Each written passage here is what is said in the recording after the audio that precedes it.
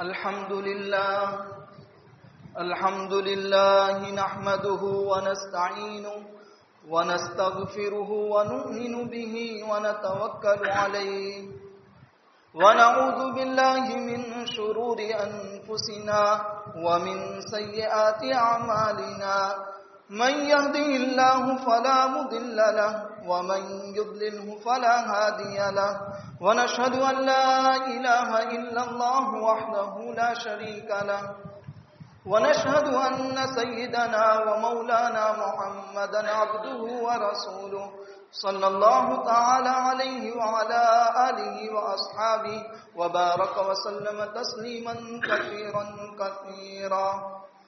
أما بعد فأعوذ بالله السميع العليم من الشيطان الرجيم. بسم الله الرحمن الرحيم. قل يا عبادي الذين أسرفوا على أنفسهم لا تقنطوا من رحمة الله إن الله يغفر الذنوب جميعا إنه هو الغفور الرحيم. وقال النبي صلى الله تعالى عليه وسلم كل بني آدم خطاء وخير الخطائين التوابون أو كما قال عليه الصلاة والسلام. محترم بھائیوں، دوستوں اور بزرگوں، توبہ کے سلسلے میں، رجوع الی اللہ کے سلسلے میں کچھ باتیں پیش کی گئی تھی. اسی عنوان پر اور کچھ باتیں ہیں. اللہ تعالیٰ نے قرآن کریم میں جگہ جگہ پر توبہ کی آیتوں کو نازل فرمایا، جس کی حکمت یہی تھی کہ اللہ تعالیٰ نے جو بندوں کے اندر بہت سارے مادے رکھ رکھے ہیں، جیسا کہ کوئی چیز بنتی ہے تو بہت ساری چیزیں ملتی ہیں، مرکب ہوتی ہیں، اس کے بعد ایک چیز کا وجود ہوتا ہے. تو اللہ تعالیٰ نے اشرف المخلوقات انسان کو بنایا تو بہت ساری چیزوں سے اس کو مرکب کر کے بنایا، بہت سارے مادے اس کے اندر رکھے. اس سے پہلے بھی جیسا کہ معلوم ہو چکا کہ بندے کے اندر یہ صفت بھی ہے کہ اس کے سامنے جب بری بات کی جائے تو اس کو غصہ آ جاتا ہے، اور یہ صفت بھی ہے جب اللہ تعالیٰ کی وحدانیت کی، محبت کی باتیں اس کے سامنے کی جائے تو اس کا دل پسیج جاتا ہے، وہ موم دل اور رحم دل بن جاتا ہے. اسی طرح جب کوئی بیکار اور بیہودہ باتیں کی جائے تو شرمندگی بھی ہوتی ہے. تو معلوم ہوا کہ اللہ تعالیٰ نے بہت سارے مادوں کو رکھ کر، بہت ساری چیزوں کو، مرکبات سے انسان کو بنایا ہے. اور وہ مادہ بھی ہے کہ انسان ہدایت کے راستے کو اختیار کرتا ہے، اچھے کاموں کو اختیار کرتا ہے. اور طبیعت میں یہ مادہ بھی رکھا کہ انسان راہ راست سے بھٹک کر برے راستوں کو، بری چیزوں کو بھی اختیار کرتا ہے. لیکن ہر طریقے، حدیث پاک میں آیا کل دائن دوا ہوں، ہر چیز کی اللہ تعالیٰ نے دوا بنائی ہے، ہر بیماری کی اللہ تعالیٰ نے دوا بنائی ہے. تو اسی طرح جب انسان گناہوں کے راستوں پر چل دیتا ہے، گناہوں کو راستوں کو اختیار کرتا ہے، تو اللہ تعالیٰ نے نبی کریم صلی اللہ تعالی علیہ وسلم کے واسطے سے وہ چیزیں بھی اس امت کو دی کہ انسان اگر راہ راست سے بھٹک چکا ہے تو راہ راست کو اختیار کر سکے. اور جگہ جگہ پر اللہ تعالیٰ نے قرآن کریم میں توبہ والی آیتیں نازل فرمائی تاکہ جب بندہ اس کو سنے، اس کو پڑھے اور اس کے معنی کو سمجھے، اس کے ترجمے کو سمجھے، تو انسان کے دل میں وہ بات آئے کہ میرا اللہ مجھ سے کیا چاہتا ہے، میرے اللہ نے مجھ کو کس لیے پیدا کیا ہے، میرے اللہ مجھ کو پیدا کرنے کا کیا مقصد رکھتا ہے. اور جس اللہ تعالیٰ نے اتنی ساری نعمتیں برسائی ہیں، اتنی سارے پکوان کھلائے، اتنے مشروبات پلائے ہیں، اور طرح طرح کی نعمت اللہ نے اپنے بندے پر کی ہے، تو اللہ تعالیٰ مجھ بندے سے چاہتا کیا ہے؟ وہ بندہ گناہ میں مبتلا ہے، اور جب توبہ کی آیتیں پڑھ رہا ہے، قرآن کریم میں جا بجا پڑھ رہا ہے کہ نیک اعمال کرو، گناہوں کو چھوڑ دو، بری باتوں کو چھوڑ دو، تو اس کے دل میں ایک چیز پیدا ہوتی ہے، ایک دائیہ پیدا ہوتا ہے کہ میرا اللہ مجھ سے چاہ کیا رہا ہے.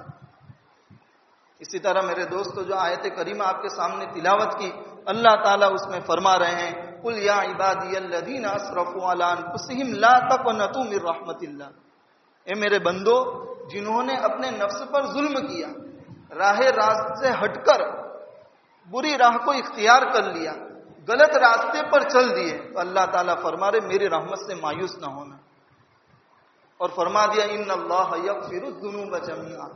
یہ نہیں کہا کہ تھوڑے گناہ معاف کرے گا یا بعض گناہ معاف کرے گا، ان اللہ یغفر الذنوب جميعا، ہر وہ گناہ جو حقوق اللہ سے تعلق رکھتے ہو اور بندہ ڈائریکٹ اللہ تعالیٰ سے ان گناہوں کی معافی طلب کرتا ہو، تو اللہ تعالیٰ فرما رہے ان اللہ یغفر الذنوب جميعا، تمام کے تمام گناہوں کو معاف فرما دوں گا، ان اللہ غفور الرحیم۔ یاد رکھ لو تمہارا پروردگار بے حد معاف کرنے والا ہے، غفور ہے اور رحیم ہے۔ ایک جگہ فرمایا وَتُوبُوا إِلَى اللَّهِ جَمِيعًا أَيُّهَا الْمُؤْمِنُونَ لَعَلَّكُمْ تُفْلِحُونَ، اے ایمان والو رجوع تو کرو میری طرف، گناہوں کی معافی طلب تو کرو مجھ سے، کیا فائدہ ہوگا تمہارا، لَعَلَّكُمْ تُفْلِحُونَ، کامیاب ہو جاؤ گے۔ اگر جہنم کے دہانے کے قریب جانے والے ہو اور اللہ تعالیٰ سے اپنے تمام گناہوں کی معافی طلب کر لو تو فرما رہے لعلکم تفلحون، کامیاب ہو جاؤ گے۔ ایک جگہ 28ویں پارے میں یا ایھا الذین آمنوا توبوا الی اللہ توبۃ نصوحا، توبۃ نصوحا ایسی توبہ جس سے نصیحت حاصل ہو۔ انسان گناہ کر رہا ہے پھر توبہ کر رہا ہے تو اس توبہ کے بعد انسان کو اپنی زندگی میں بدلاؤ دکھ جائے کہ پہلے گناہوں میں مبتلا تھا، گناہ سے ہٹ کے نیکی کی طرف آ گیا، اور جو گناہ کر رہا تھا اس پر پچھتاوا ہو رہا ہے۔ یہ وہ توبہ ہے جس سے نصیحت حاصل ہو رہی ہے، گناہوں پر پچھتاوا ہو رہا ہے اور نیکی کی طرف رغبت ہو رہی ہے۔ اللہ تعالیٰ فرما رہے ہیں اے ایمان والو ایسی توبہ اختیار کرو جس سے تم کو نصیحت حاصل ہو، اور فائدے اللہ تعالیٰ نے بے شمار بیان کر دیے۔ اب توبہ کی قبولیت کے درجے اور توبہ کے لیے کیا چیز ضروری ہے، علماء فرماتے ہیں کہ توبہ کا صحیح طریقہ یہ ہے کہ انسان سے جو گناہ ہو گئے ہیں سب سے پہلے اس پر ندامت اختیار کرے، جو بھی گناہ ہو چکے ہیں بندہ اس پر نادم ہو، پچھتاوا کرو، پچھتاوا ہو اس کو، اور اپنے گناہوں پر شرمندگی اختیار کرتا ہو۔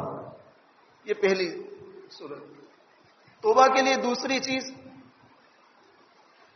اس گناہ کو فوراً چھوڑ دے، جس گناہ میں مبتلا ہے اس گناہ پر پچھتاوا اختیار کرے اور اس گناہ کو چھوڑ دے۔ اور تیسری چیز جو ضروری ہے کہ جس گناہ سے توبہ کر لی، جس گناہ کو چھوڑ دیا، آئندہ اس گناہ کو نہ کرنے کا پختہ ارادہ اور عزم کر لے کہ میرے اللہ مجھ سے یہ گناہ ہو رہے تھے، میں اپنے گناہ پر نادم ہوں اور بالفور میں ان گناہوں کو چھوڑ رہا ہوں، اور آئندہ میں عزم کرتا ہوں کہ آئندہ اس گناہ کو اختیار نہیں کروں گا۔ یہ توبہ کے لیے ضروری ہے۔ اور بہت اہم شرط یہ بھی ہے کہ انسان توبہ کرے تو اپنی غذا بھی دیکھ لے کہ اس کے پیٹ میں کون سی غذا جا رہی ہے۔ آپ نے حرام غذا کے بارے میں مفصل بیان سن لیا ہے، کن کن چیزوں کی ضرورت ہے آپ نے بہترین طریقے سے سنا ہے۔ آپ نے سنا ہوگا کہ کوفہ کے اندر جو بھی ظالم حاکم بنتا تھا، گورنر بنتا تھا، تو وہاں پر اللہ تعالیٰ کی ایک برگزیدہ جماعت تھی، نیک لوگوں کی ایک جماعت تھی۔ جب کوئی ظالم بادشاہ، ظالم حاکم وہاں پر مسلط ہوتا تھا تو وہاں کے وہ برگزیدہ بندے اللہ تعالیٰ سے دعا مانگتے تھے، اللہ تعالیٰ اس حاکم کو ختم کر دیتے تھے، اس جگہ سے اس کو ہٹا دیتے تھے۔ اتنی تاثیر ان برگزیدہ بندوں کی دعا میں تھی۔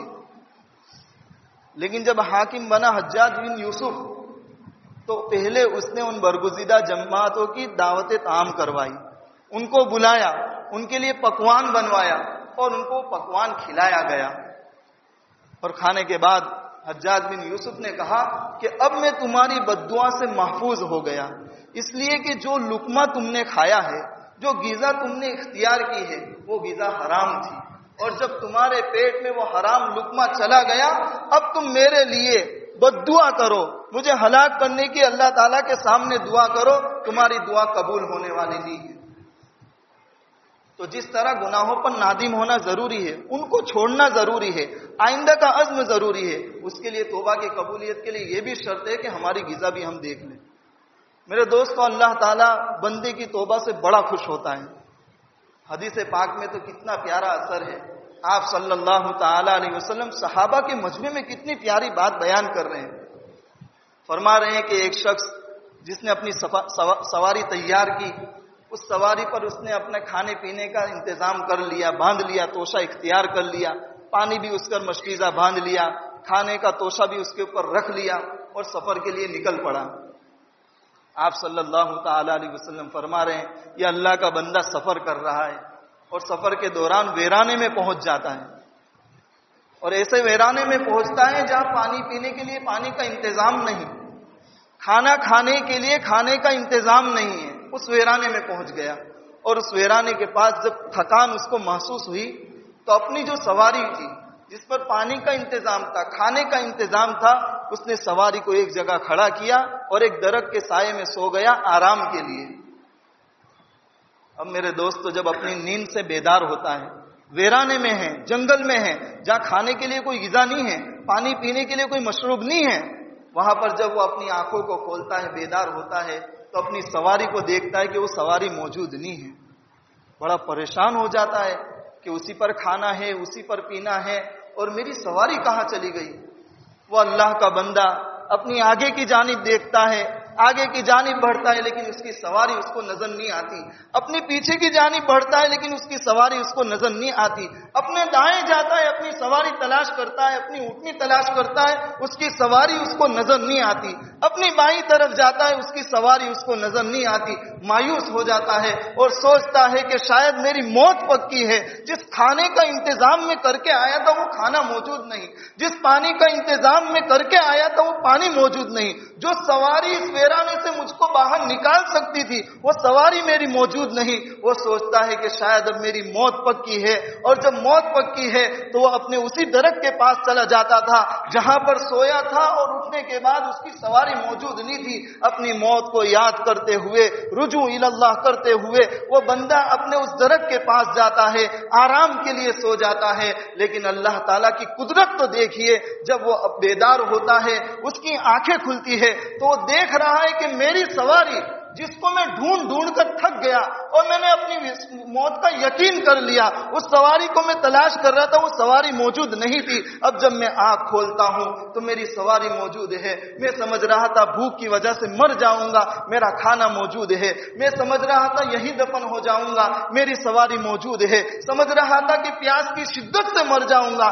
لیکن پانی موجود ہے. وہ اللہ کا شکر ادا کرتا ہے، اللہ کا احسان ادا کرتا ہے، اور شکر میں ایسا مبتلا ہو جاتا ہے، احسان میں ایسا مبتلا ہو جاتا ہے کہ اللہ کی شکر گزاری میں وہ کہنا یہ چاہتا تھا، اے میرے معبود، اے میرے اللہ، تو میرا پروردگار ہے، میں تیرا بندہ ہوں. حدیث پاک میں آتا ہے، اللہ کے نبی صلی اللہ تعالی علیہ وسلم فرماتے ہیں وہ بندہ خوشی کے مارے یہ کہہ دیتا ہے، انا ربک وانت عبدی، انا ربک وانت عبدی، اے اللہ میں تیرا رب ہوں اور تو میرا بندہ ہے.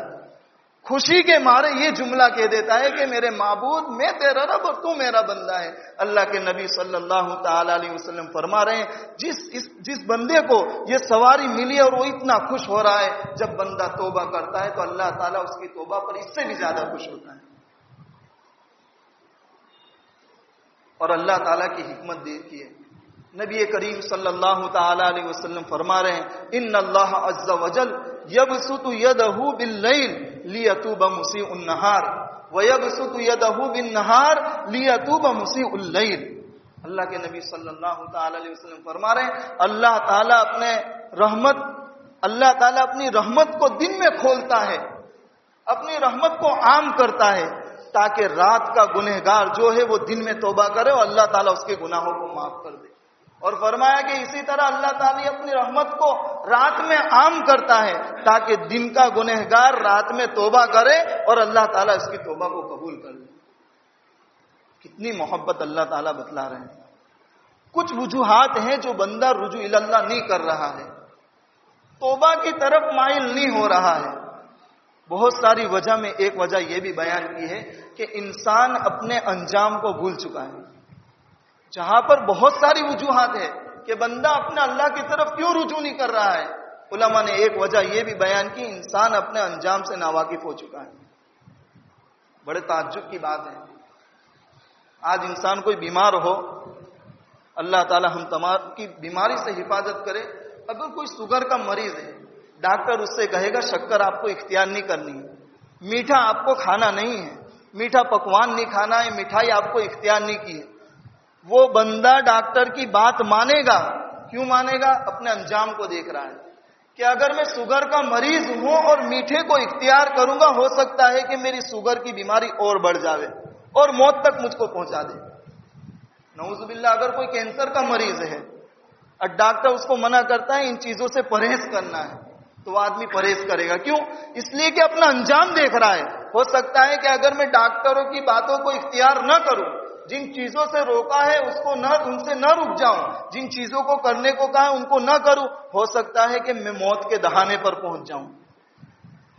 لیکن وہیں پر بندہ ہے، اللہ تعالیٰ فرما رہے ہیں، اللہ کے نبی فرما رہے ہیں، اے بندے گناہوں سے باز آ جا، ہو سکتا ہے کہ تو جہنم کے قریب پہنچ جائے، اللہ کی رضا تجھ کو حاصل نہ ہو، اے بندے گناہوں سے رک جا۔ لیکن بندہ اپنے انجام کو بھول گیا۔ تو بندہ جب اپنے انجام کو بھول گیا تو رجوع اللہ اس کے لیے مانے ہو گیا، اب رجوع اللہ نہیں کر رہا ہے۔ دوسری وجہ علماء نے بیان کی ہے، گناہوں پر لذت آنے لگنا۔ جس طرح انسان کو اطاعت میں لذت محسوس ہوتی ہے، اسی طرح بدکاری میں، فحاشی میں اور گناہوں میں انسان کو لذت محسوس ہوتی ہے، اور جب لذت محسوس ہونے لگتی ہے تو انسان کے لیے گناہ کرنا آسان اور توبہ سے دور رہنا آسان ہو جاتا ہے۔ تو دوسری وجہ علماء نے یہ بھی بیان کی کہ گناہوں میں جب لذت آنا شروع ہو جاتی ہے تو انسان توبہ سے رک جاتا ہے۔ اللہ تعالیٰ فرمائے ما آتاکم الرسول فخذوا وما نہاکم عنہ فانتہوا۔ اللہ تعالیٰ نے جو شریعت بھیجی ہے اور جو شریعت دی ہے، اچھی باتیں دی ہیں، آپ امت محمدیہ محمد کہہ دیجیے، اس کو اختیار کر لو، اور جن چیزوں سے حضور روک رہے ہیں، اللہ کی شریعت جو بھیجی گئی ہے ان چیزوں سے رک جائیے۔ بہت سارے بندے جن کو گناہ میں بدبو آتی ہے اور نیک کاموں میں اطاعت میں لذت آتی ہے۔ میرے دوستو، جب انسان اللہ تعالیٰ کے احکام کو پورا کرنے میں لگتا ہے اور اسے اختیار کرتا ہے، گناہوں سے بچتا ہے، تو اس کو ان اطاعت میں لذت آتی ہے۔ جب بندہ اللہ تعالیٰ کے احکام کو پورا کرنے لگتا ہے تو اس کو لذت محسوس ہوتی ہے، وہ اپنے بوڑھے والدین کے پیر دباتا ہے، اس میں اس کو لذت آتی ہے۔